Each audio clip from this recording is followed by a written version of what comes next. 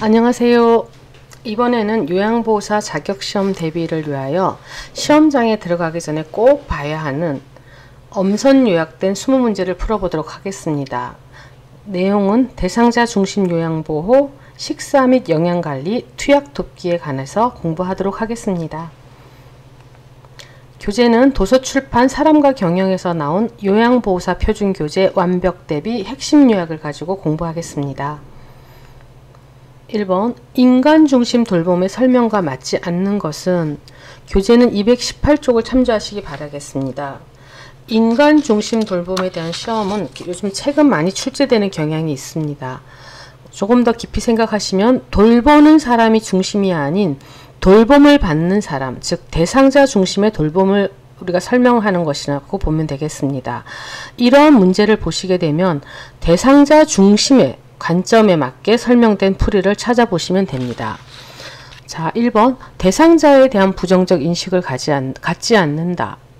대상자의 존엄성을 지켜준다. 대상자의 선호도를 존중한다. 대상자의 시각을 존중한다. 요양보호사의 가치관에 맞는 개별화된 돌봄을 제공한다.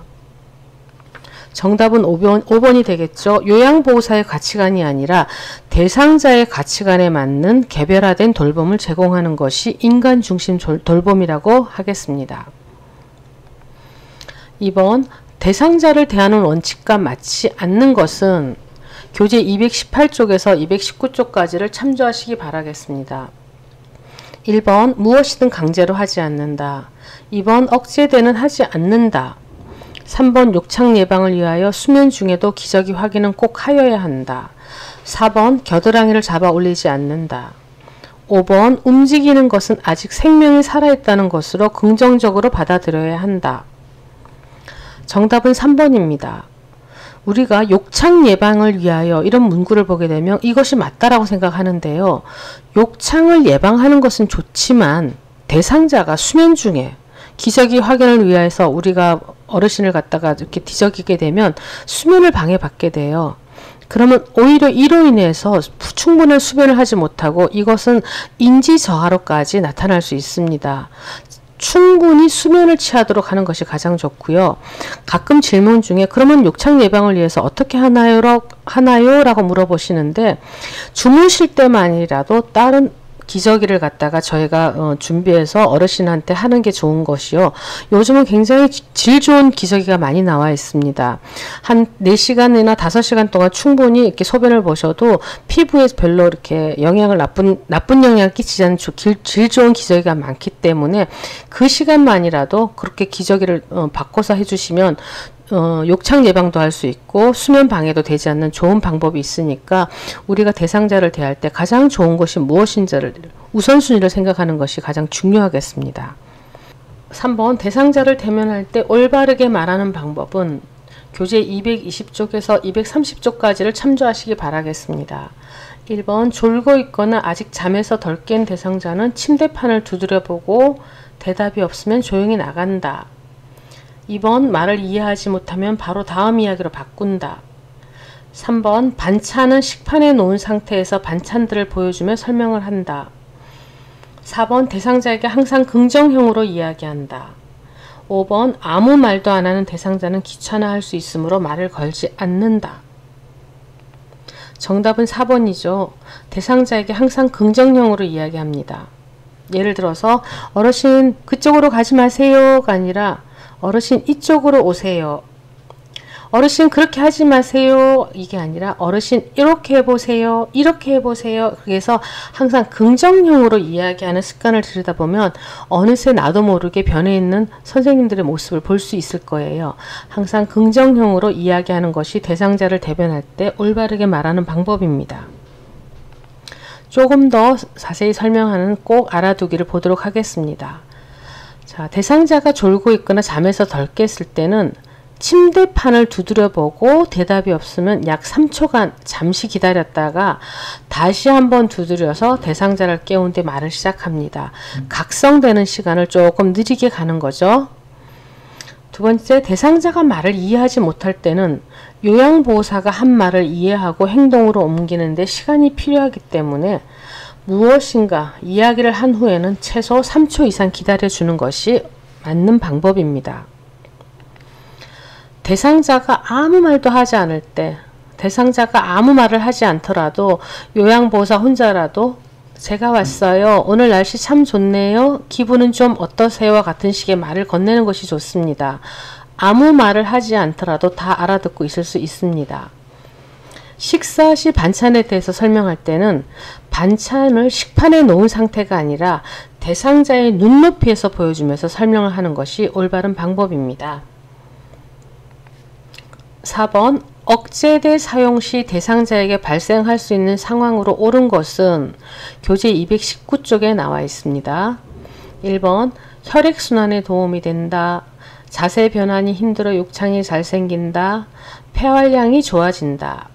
골격근의 근력 유지에 도움이 된다. 움직이지 않으므로 뼈와 관절이 보호되고 골다공증 예방에도 도움이 된다.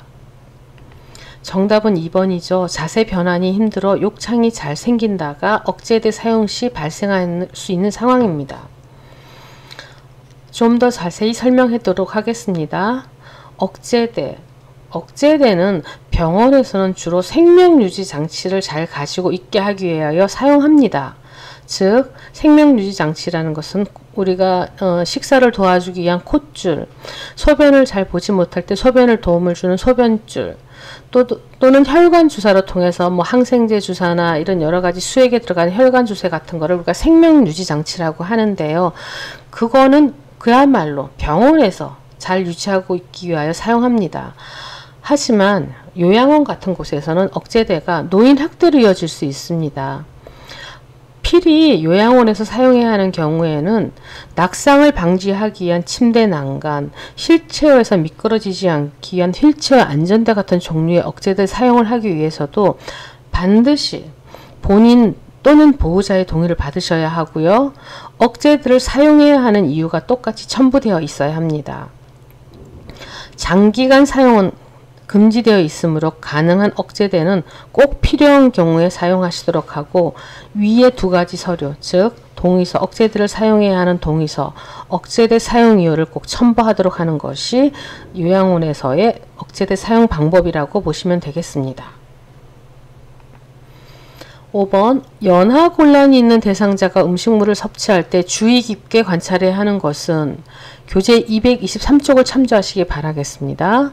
연하곤란이 있는 대상자가 음식물 섭취 시 주의할 점은 배뇨곤란, 경련, 청색증, 부종, 식욕 저하 중에서 정답은 청색증입니다.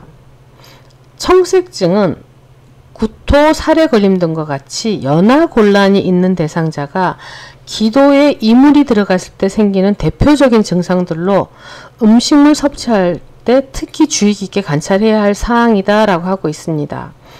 기도와 식도를 선생님들이 구분하셔야 되는데요. 기도에는 뭐가 들어가야 되냐면 공기만 들어가야 돼요. 그런데 기도에 공기 이외의 그 모든 이물이 들어갔을 때 청색증이나 구토, 살에 걸림 등이 들어갑니다. 우리가 가끔 젊은 사람들도 물 급히 먹다가 살에 걸리기도 하죠. 그렇기 때문에 특히 연하곤란, 삼키는 능력이 저하되어 있는 연하곤란이 있는 대상자는 청색증, 구토, 살에 걸림 같은 것을 우리가 주의 깊게 관찰해야 되는 증상이라고 하겠습니다.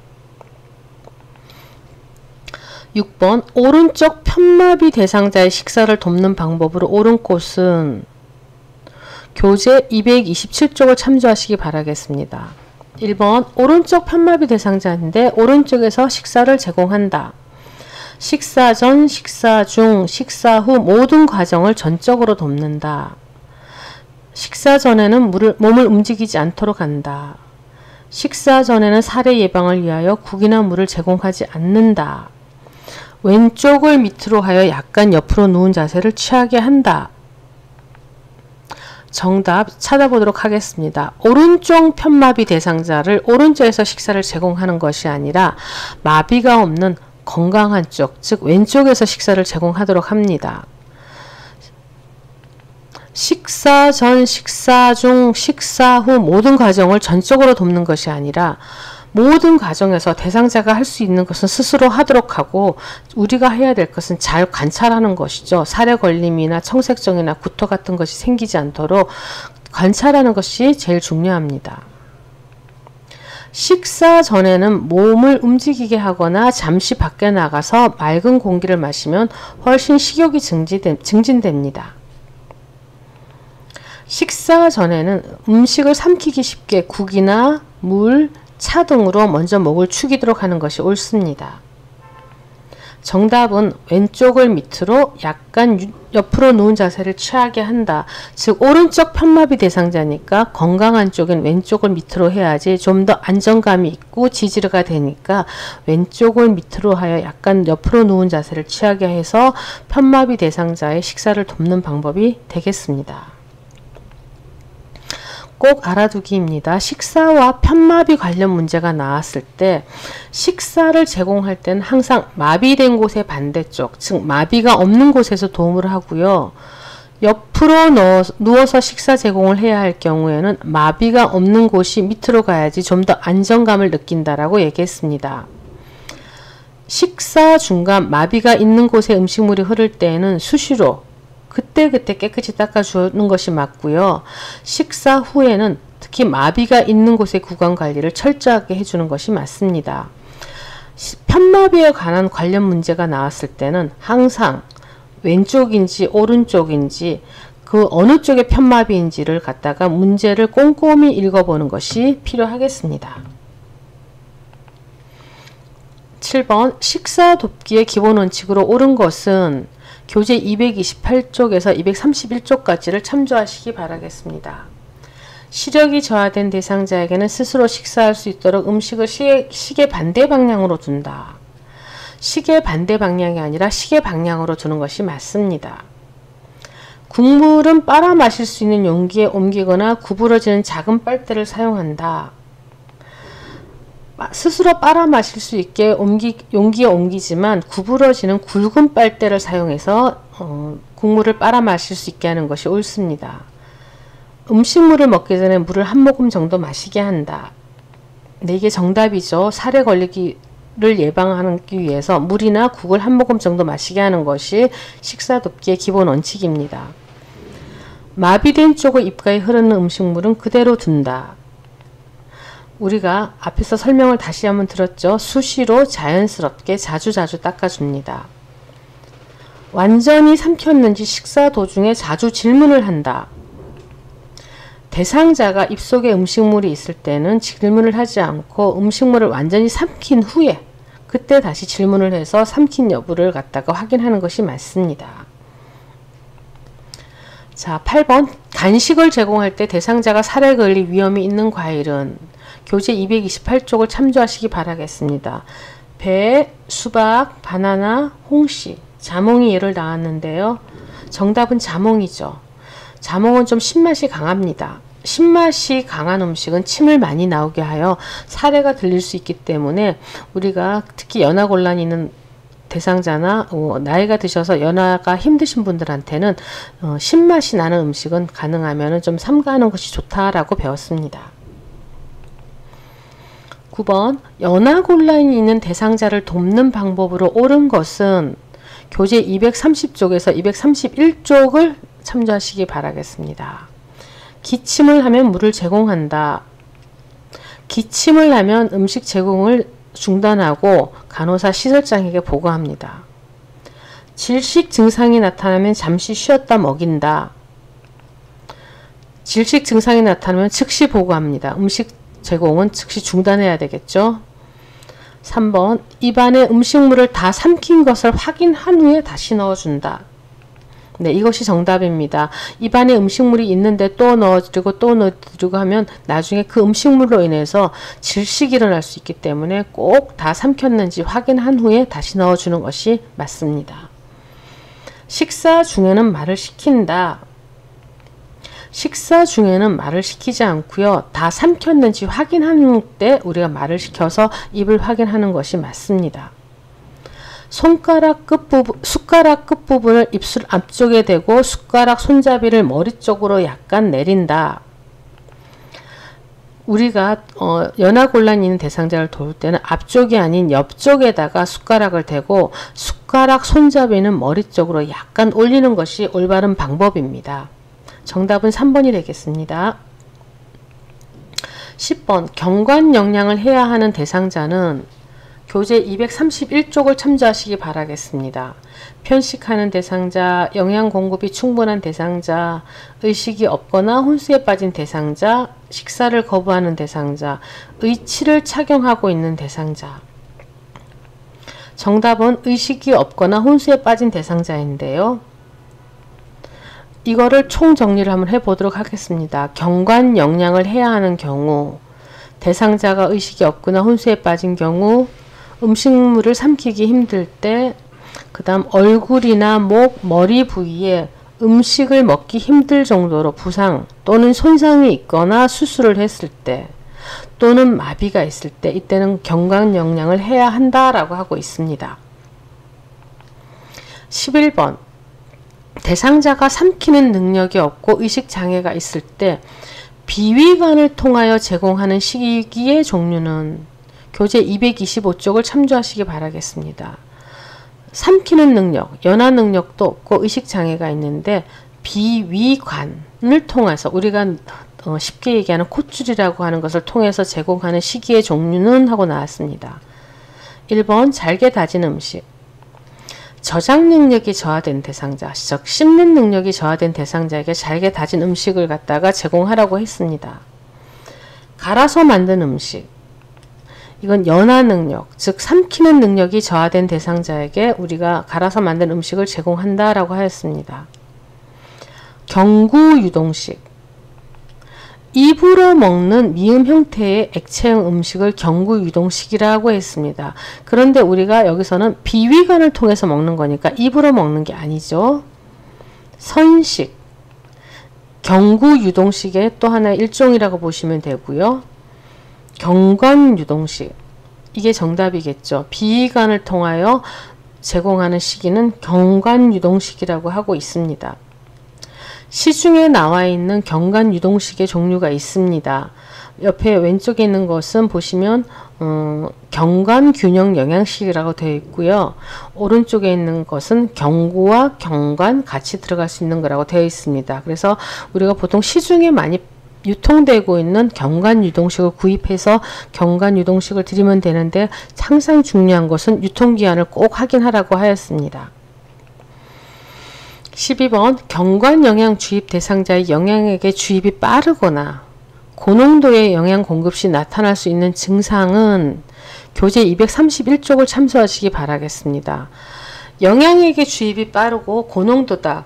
선생님들 경관 영양을 갖다가 달리 생각을 하시면요. 식사랑 똑같은 하나의 형태예요. 우리가 급히 밥을 먹는다. 또는 많이 먹는다. 이렇게 생각할 때 나타날 수 있는 증상을 생각하시면 돼요. 정답은 설사죠. 즉 영양액 주입이 빠르거나 고농도의 영양 공급 시에는 설사 또는 심한 설사로 인해서 탈수까지 나타날 수 있습니다. 또 하나 청색증이 나와 있는데요. 청색증, 사례, 기침은 우리가 앞에서 풀어봤던 문제 중에 기도에 이물질이 들어갔을 때 나타나는 증상입니다. 그래서 영양액 주입이 빠르거나 고농도 공급 시에는 설사, 탈수, 밥을 많이 먹거나 급히 먹거나 우리가 이렇게 생각하면 되겠구나 라고 하면 외우기가 훨씬 쉬울 거라고 생각됩니다. 13번 경관 영양 주입 시 대상자를 돕는 방법으로 옳은 것은 교재 231쪽과 232쪽을 참조하시기 바라겠습니다. 영양 주머니는 하루에 한 번 깨끗이 씻어 말린다. 하루에 한 번이 아니라 사용할 때마다예요. 선생님들 식사하시고 나서 식사하신 밥그릇은 항상 그때그때 설거지 하시죠. 똑같은 현상입니다. 똑같은 이야기죠. 주머니는, 영양 주머니는 그 분이 드시는 그때의 식사 그릇이에요. 사용할 때마다 깨끗이 씻어 말리는 것이 옳습니다. 일어나거나 앉을 수 없는 경우에는 왼쪽으로 눕힌다. 왼쪽이 아니라 오른쪽으로 눕혀야 우리가 해부학상 기도로 역류 가능성이 줄어들어요. 우리의 그 위가 양간 오른쪽으로 치우치기 때문에 역류 가능성도 줄어들고 영양액이 잘 흘러내려갑니다. 대상자를 앉게 하거나 침상머리를 올려준다. 네, 이게 정답이 되겠죠? 영양주머니는 위장과 같은 높이에 둔다. 위장보다 높은 위치에 영양주머니는 두어야 합니다. 영양액은 주입하면서 식기 때문에 뜨겁게 데운다. 영양액은 너무 차거나 뜨겁지 않게 준비하고 가장 좋은 것은 체온 정도의 온도예요. 너무 차갑거나 너무 뜨거우면 따뜻한 물에 중탕해서 체온 정도의 따뜻한 영양액을 주입하는 것이 옳습니다. 경관 영양 주입 시 간호사나 시설장에게 반드시 보고해야 할 사항은 교재 232쪽을 참조하시기 바라겠습니다. 대상자가 토할 때예요. 대상자가 토한다는 것은 지금 비위관의 위치가 잘못되어 있어서 기도에 뭐가 들어갔다고 보실 수 있죠. 이때는 빨리 비위관을 잠근 후에 바로 간호사나 시설장에게 보고하는 것이 옳습니다. 비위관이 꺾여 있을 거나 대상자가 무의식적으로 간을 빼려고 하거나 비위관이 눌려 있거나 영양액이 천천히 들어가고 있을 때는 반드시 보고해야 할 사항은 아닙니다. 15번 안연고를 투여할 때 눈꺼풀 밖으로 나온 연고를 처리하는 방법으로 옳은 것은 교재 237쪽을 참조하시기 바라겠습니다. 눈을 깜빡이게 하여 다시 흡수되게 한다. 소독된 솜으로 밀어넣는다. 눈을 깜빡여 밖으로 떨어지게 한다. 생리식염수에 적신 멸균 솜으로 닦아낸다. 휴지로 즉시 닦아낸다. 정답은 4번이 되겠습니다. 생리식염수에 적신 멸균 솜으로 눈꺼풀 밖으로 나온 연고를 닦아내는 것이 옳은 방법입니다. 기약이 차가울 때 기약을 투여하는 방법으로 옳은 것은 교재 238쪽을 참조하시기 바라겠습니다. 끓는 물에 중탕하여 사용한다. 전자레인지에 넣고 데워서 사용한다. 냉장고에 꺼내 바로 사용한다. 손바닥으로 따뜻하게 하여 사용한다. 실온에 3 내지 4시간 정도 둔 뒤에 사용한다. 정답은 4번이 되겠습니다. 너무 차가운 기약이 귀로 들어가면 굉장히 어지럽거나 굉장히 신경이 힘들 수가 있죠. 그래서 우리가 손바닥으로 따뜻하게 하여 체온 정도를 유지하여 우리가 기약을 투여한다라고 하시면 되겠습니다. 17번 정맥 주사를 맞고 있는 대상자를 돕는 방법으로 옳은 것은 교재 238쪽을 참조하시기 바라겠습니다. 주사 바늘이 빠지지 않도록 대상자 이동을 제한한다. 이동을 제한한다. 못 움직이도록 하는 것이 아니라 이동을 조심스럽게 하는 것이 맞습니다. 수액병을 대상자의 심장보다 높게 위치한다. 네, 이게 정답이죠. 앞에서 우리가 영양액은 위장보다 높게, 수액병은 심장보다 높게 라고 배웠습니다. 대상자의 주사 부위에 부종이 생겼을 경우 냉찜질을 한다. 조절관을 잠그고 간호사에게 연락을 합니다. 주사 부위의 통증을 호소할 경우 즉시 주사 바늘을 빼고 간호사에게 연락한다. 이때도 조절관을 잠그고 간호사에게 연락하는 것이 맞습니다. 주사 맞는 부위의 팔은 심장보다 높게 유지한다. 심장보다 낮게 주사 맞는 부위의 팔을 유지하는 것이 옳습니다. 정답은 2번이죠. 수액병은 대상자의 심장보다 높게 유지한다. 18번 왼쪽 귀에 염증이 있는 대상자에게 기약을 투여할 때 올바른 방법은 교재 238쪽을 참조하시기 바라겠습니다. 왼쪽 귀를 위쪽으로 하여 편안한 자세를 취하도록 한다. 네, 이게 정답이 되겠죠. 왼쪽 귀를 위쪽으로 해야지 약이 흘러나오지 않겠습니다. 약물을 점적 후 솜을 귀에 끼워 1시간 정도 둔다. 15분에서 20분 동안 느슨하게 끼웠다가 제거한다. 약물이 잘 흡수되도록 귀 입구를 문질러 준다. 귀 입구를 잠깐 부드럽게 눌러주고 5분간 누워있게 합니다. 정확한 방울쇠의 약물을 2도 중앙에 점적한다. 2도 중앙이 아닌 귀의 측면을 따라 정확한 방울쇠의 약물을 점적합니다. 귓밖 귀를 후 하방으로 잡아당겨 약물 투여가 쉽도록 한다. 약물 투여를 할 때는 귀에다가 할 때는 후하방이 아니라 후상방으로 잡아당겨서 약물 투여가 쉽도록 합니다. 19번 약을 보관하는 방법으로 옳은 것은 교재 239쪽을 참조하시기 바라겠습니다. 알약은 안전한 밀폐 용기에 새로 넣어 보관한다. 원래의 약 용기에 넣어서 건조한 곳에 보관하는 것이 옳습니다. 가루약을 먹일 때 물기가 있는 숟가락을 사용한다. 처음에 우리가 가루약을 먹을 때는 물기가 없는 숟가락에다가 약간의 물을 타서 녹여서 하는 거라서 처음부터 물기가 있는 숟가락을 사용하는 것은 옳지 않는 방법입니다. 안약은 상온의 그늘진 곳에서 보관한다. 이게 정답이죠. 상온의 그늘진 곳, 굳이 냉장고는 얘기하지 않고 있습니다. 꺼낸 시럽은 다시 병에 넣어 보관한다. 꺼낸 시럽을 다시 병에 넣는 것은 약이 변질되는 원인이 됩니다. 잘못 따른 시럽약은 버리시는 것이 옳습니다. 시럽은 서늘한 냉장고에 넣어 보관한다. 서늘한 곳에, 냉장고가 아니라 서늘한 곳에 직사광선을 피해서 보관하는 것이 올바른 약의 보관 방법입니다. 정답은 3번이 되겠습니다. 이번에는 그림으로 자주 나오는 실기 시간에 자주 나오는 시험에 자주 나오는 문제들인데요. 안약 투여 방법입니다. 첫 번째, 두 번째, 세 번째, 네 번째, 다섯 번째 그림이 있는데 우리가 안약을 투여할 때는 항상 아래쪽이에요. 선생님들이 보시면 아래쪽에 있는 문제는 첫 번째, 두 번째 그림이죠. 그리고 화살표 방향을 잘 보세요. 안에서 밖으로.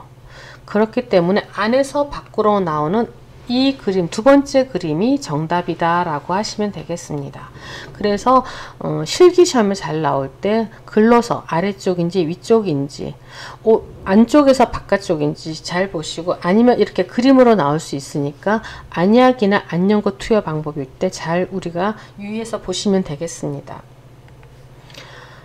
또다시 이런 식으로 문제가 나오기도 해요. 안약이나 안연고 넣는 방법인데 어디서 시작하는지, 가나 다라 마 이렇게 봤을 때는 코가 지금 마 쪽에 있어요.